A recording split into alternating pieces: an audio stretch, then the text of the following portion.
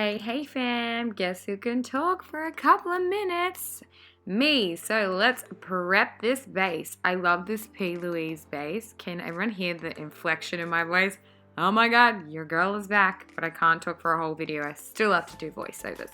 So, pressing the whole P. Louise over the base keeps the base on for longer. I'm using these three colors. So 3 colors I just said. So the lighter one first. This just starts to like add the depth to the color, and I always put it on with a fluffy brush on the outer corner and sweep it in and over. Don't you just love hearing my voice again? I'm so annoying. And then I just like to blend it up into the brow as well. So now I'm going in with that second color, and it's just that little bit darker, so adding more depth. And I always blend it up and out. And again with that darker color.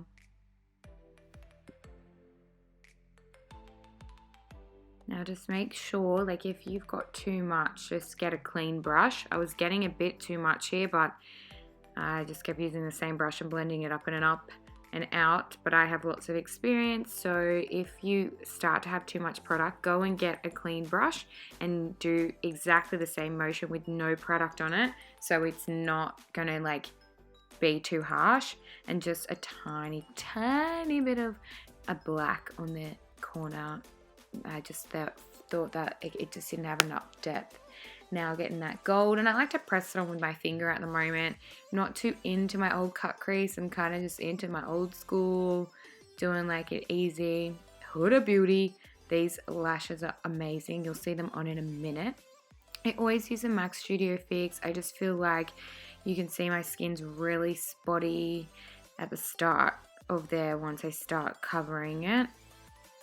Now I like to press it in with a beauty blender, and the beauty blender is wet.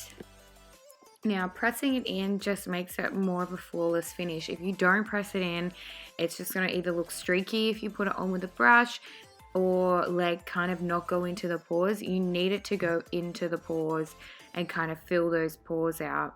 Now the NARS Custard Concealer is kind of my favorite at the moment. It is a little bit light for my skin, so I use the beauty blender after with the excess foundation and I press it over. So just pressing it over the skin and just lightly. You don't need to do it so harshly because you don't want to kind of move the product around. And I'm just bringing it up onto my nose to make my nose look skinnier. And I like to carve out the edge of the eyeshadow with it as well, so I get that crisp line.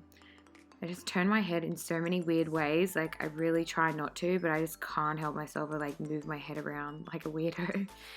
Now pressing that in as well also ensures that you have like a flawless finish, especially under that eye area. The skin is so thin, it is different to the rest of your face skin, so you must press it in here. Like, yeah, you can get fluffy brushes that do it, but the beauty blender is so much easier, and it's just like one tool, especially for use if you're not a makeup artist and you're trying to do this.